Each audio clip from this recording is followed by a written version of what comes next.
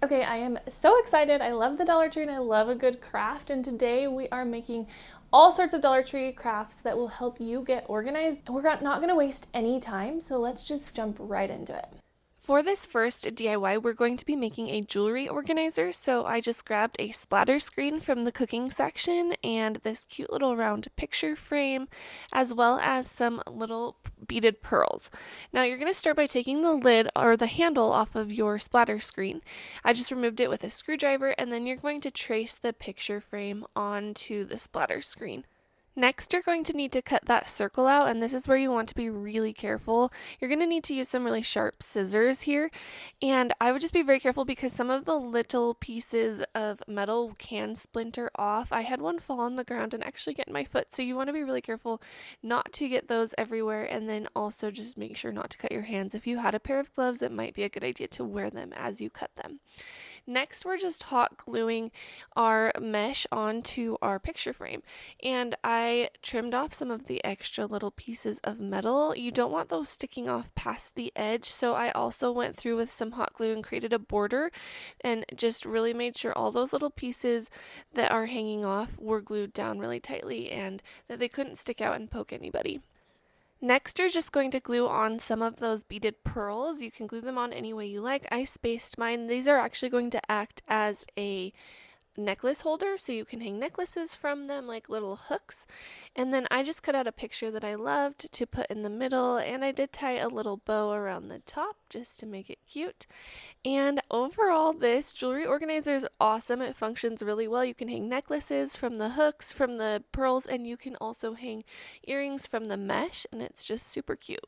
For our next DIY, we're going to be making a little lazy Susan. This is something you can turn to access things in the back. It's helpful in like a tight or deep space. I just grabbed a little round tray and a little cardboard round box and a wooden dowel from the Dollar Tree.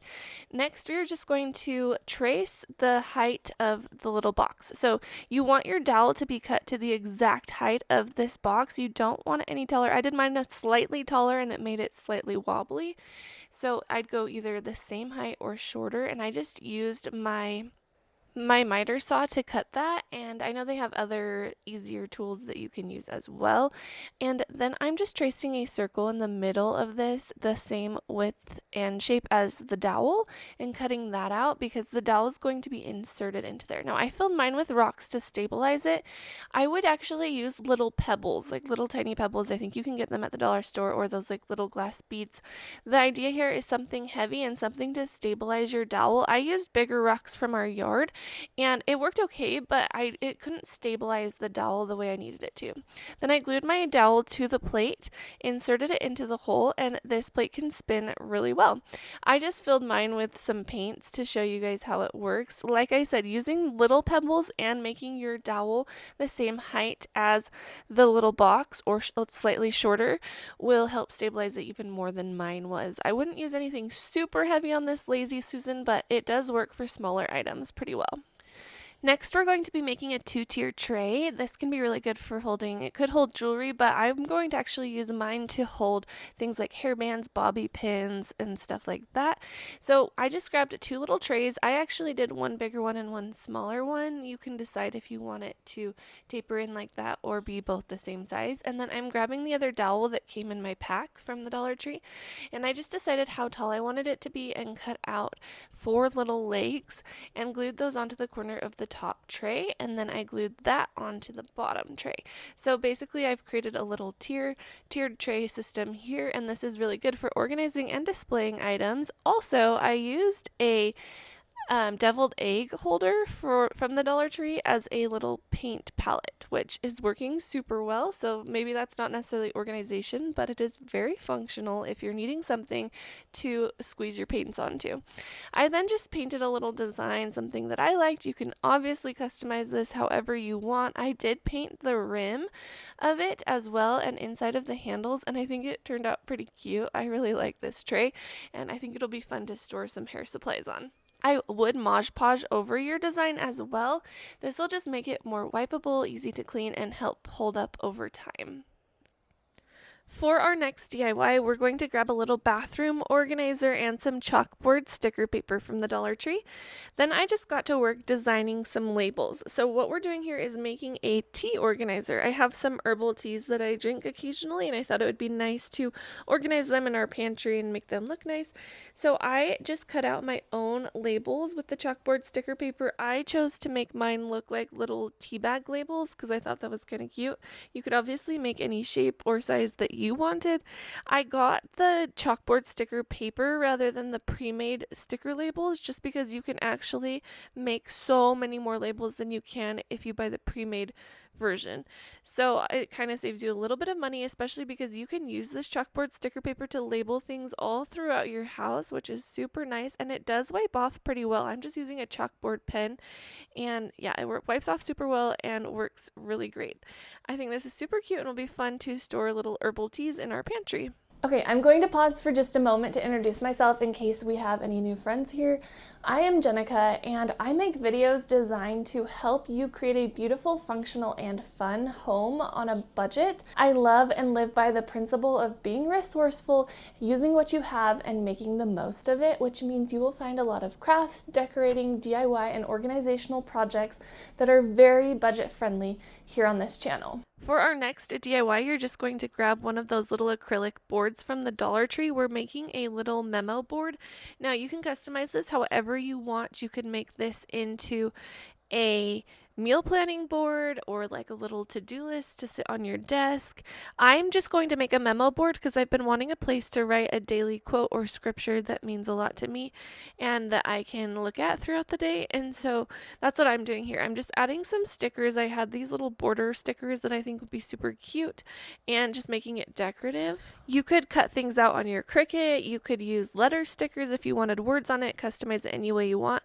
Then I grabbed a piece of wood, and I actually had one. It was a scrap piece of wood in our garage that was the exact size of this board, so I ran it through my table saw to create a thin cut halfway through that didn't go all the way through so that I could slide this board onto it as a little holder, and it turned out super cute.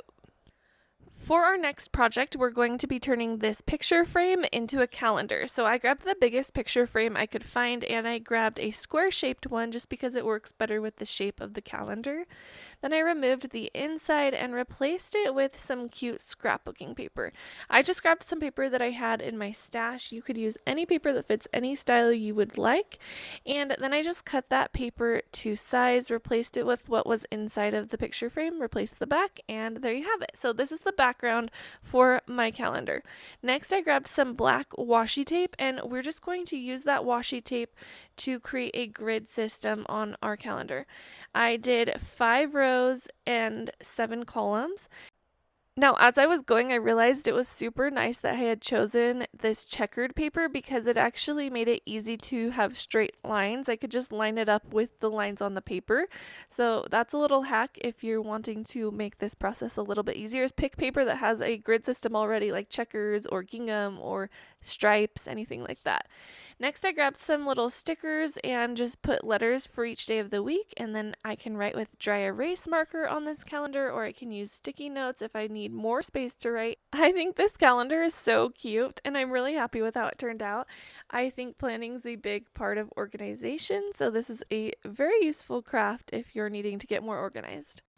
This next one is less of a DIY, but I still had to share it. I used this bathroom caddy to organize our kitchen sink, and it worked so well, and everything can drain really well. It was perfect. For our next project, we're going to be creating an art gallery to display children's artwork. So I grabbed some little magnetic clips from the Dollar Tree, as well as a poster board and some little tiny miniature clothespins.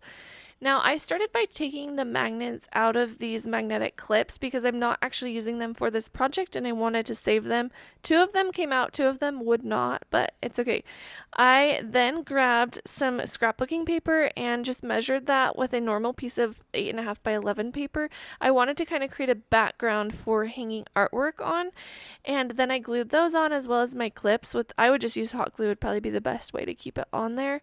And then I I just started designing this art gallery. This is where you'd want your child to be involved. Our child is 11 months old, and so she's not actually using this right now. I'm doing this more for demonstration purposes. Otherwise, I'd really have her help in this process. I think this could be a lot of fun for a kid to design how they wanted their art gallery to work and kind of take over with the creative process.